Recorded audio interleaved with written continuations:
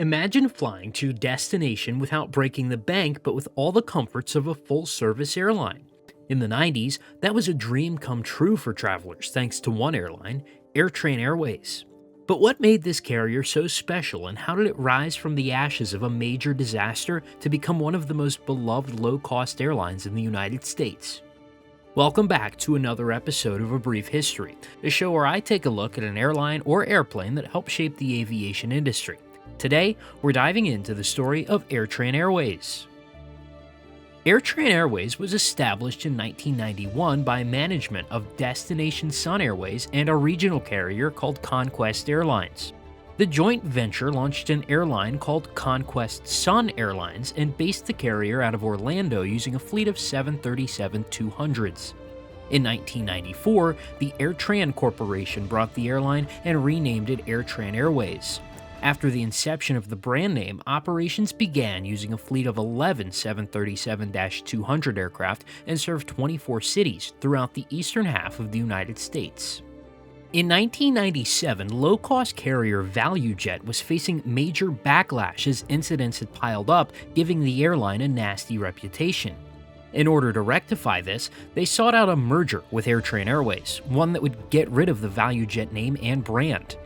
ValuJet purchased the AirTran Corporation on November 17, 1997, and swiftly began the rebrand. ValuJet Holding became AirTran Holdings, and ValuJet Airlines became AirTran Airlines. Due to the fact that AirTran Airways already existed under AirTran Holdings, when ValuJet Airlines became AirTran Airlines, there was a time period where the AirTran Holdings company operated two airlines under the AirTran name. This was rectified when, in April of 1998, all of AirTran Airlines' fleet and operations were transferred to AirTran Airways.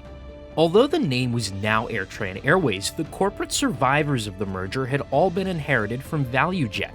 This merger led to confusion, backlash, and criticism, and former AirTran management allegedly did not, quote, put an effort into explaining the correct history of AirTran thoroughly. The Los Angeles Times and Time magazine were also quick to jump on and critique ValuJet's handling of the merger.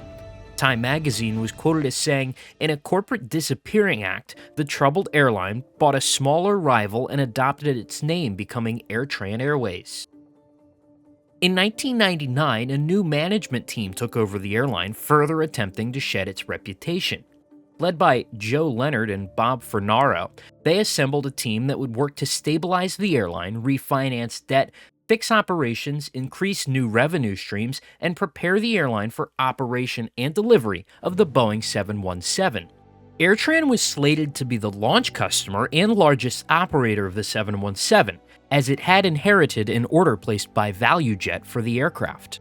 After reorganization, the airline began an ambitious phase of growth and expansion, cementing its position as a rising star in the low-cost carrier market. Initially focused on the southeastern United States, AirTran rapidly broadened its network to include major cities across the Midwest, Northeast, and eventually the West Coast. Key hubs like Atlanta's Hartsfield-Jackson International Airport played a crucial role in AirTran's strategy, allowing the airline to connect passengers to a wide range of destinations efficiently. By the early 2000s, AirTran wasn't just a regional carrier, it was a national player. In 2002, AirTran Airways made a strategic move to expand its network further by launching a regional service called AirTran Jet Connect. This initiative was designed to reach smaller markets that lacked sufficient demand for larger aircraft, connecting these cities to AirTran's primary hub at Atlanta. To operate these flights, AirTran partnered with Air Wisconsin, which provided a fleet of 10 CRJ-200 regional jets for the services. The CRJ-200s were a perfect fit for these routes, offering seating for about 50 passengers and allowing AirTran to penetrate underserved markets without the risk of deploying larger planes. This strategy gave smaller cities access to AirTran's growing network, making it easier for passengers in these regions to connect to major destinations across the U.S. Jet Connect's regional routes included services to cities like Bloomington, Illinois, Greensboro, North Carolina, and Wichita, Kansas. The goal was to complement AirTran's mainline operations while tapping into new revenue streams for smaller, often overlooked markets. However, despite its initial promise, the Jet Connect program was short-lived. Rising operational costs combined with low passenger demand on some routes made the regional service unsustainable. By the end of 2004, AirTran decided to discontinue JetConnect, focusing its resources instead on its core mainline operations and larger markets where it could maximize profitability. AirTran's business model was all about delivering high-quality service at a low cost. This unique approach set it apart from other budget carriers. While maintaining affordable fares, AirTran offered perks like business class seating, free snacks, and eventually in-flight Wi-Fi. This combination of low prices and premium amenities made it an attractive choice for both leisure and business travelers.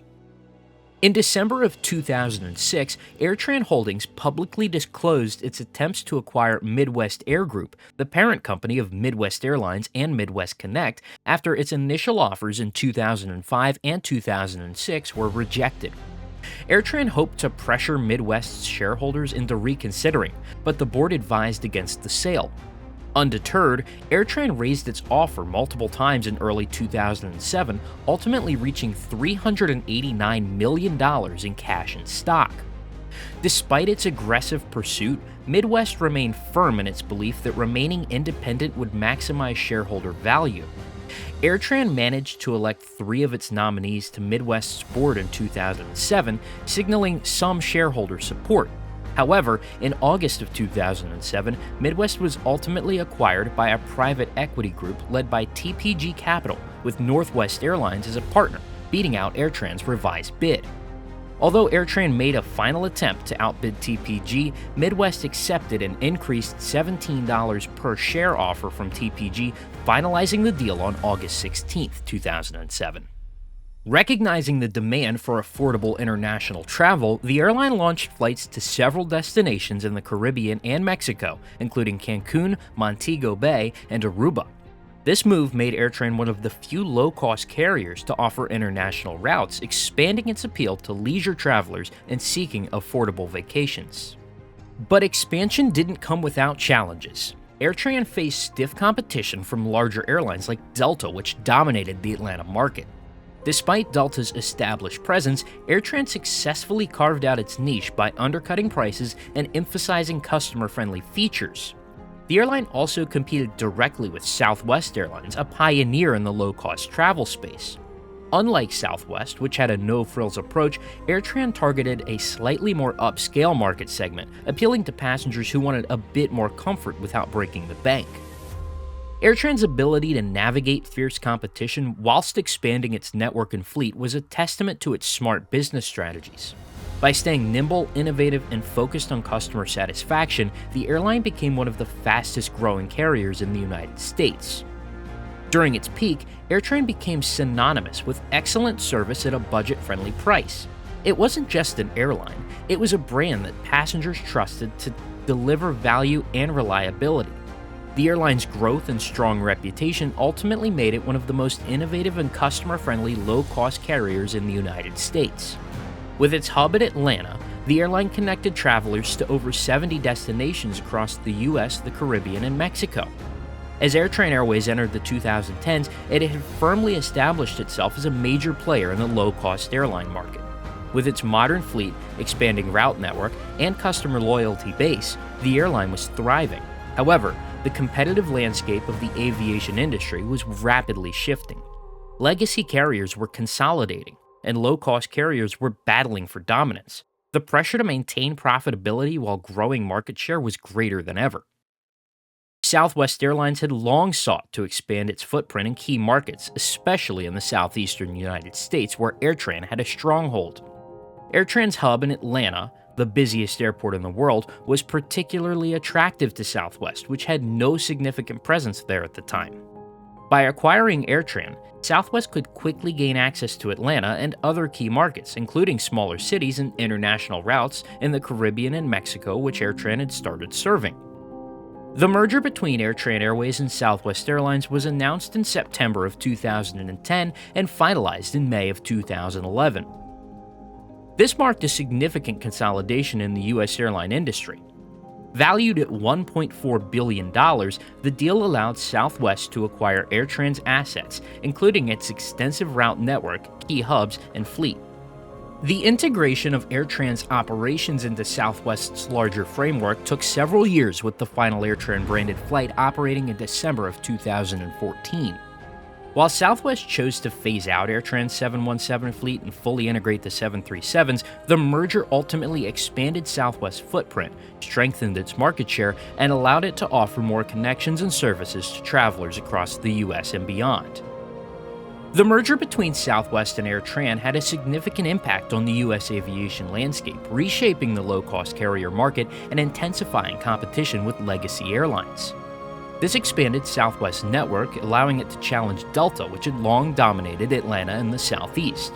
Additionally, the merger enabled Southwest to enter international markets for the first time, leveraging AirTran's established routes to popular Caribbean and Mexico destinations.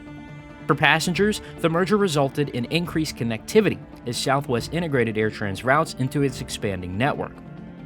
However, it was also meant for the loss of a competitor in certain markets, with reduced airfare competition in some regions. Despite this, Southwest's focus on affordable pricing and customer service helped mitigate concerns for higher fares. The deal solidified Southwest's status as the largest low-cost carrier in the United States and demonstrated the growing influence of low-cost airlines in shaping the aviation industry. Ultimately, the merger helped Southwest achieve unprecedented growth, challenging legacy carriers and altering the competitive dynamics of air travel in the U.S. It's clear that AirTran played a pivotal role in shaping the low-cost travel experiences in the United States. From its rebranding and rapid expansion, the airline redefined what budget travel could offer. AirTran proved that low fares didn't have to come at the expense of quality, as it was a budget airline with first class, free snacks, and even Wi-Fi. But AirTran's legacy just doesn't live on in its innovations. Its merger with Southwest marked the end of an era for one brand, but also the beginning of a new chapter for another. So what can we learn from AirTran's story? It's a testament to the power of adaptation, resilience, and innovation in a competitive industry. AirTran's ability to recover from challenges, reinvent itself, and thrive in the low-cost market left a major mark on aviation history. It raises a compelling question. In today's rapidly evolving travel landscape, what might the next game-changing airline look like? Thank you for joining us on this journey through the history of AirTran Airways. What are your memories flying with AirTran? Did you ever experience their legendary business class seat or catch a flight on one of their iconic Boeing 717s? Let me know in the comments below, and if you enjoyed this video, don't forget to like, subscribe, and share for more fascinating stories about the airlines and airplanes that have shaped our skies. I'll see you next time on A Brief History.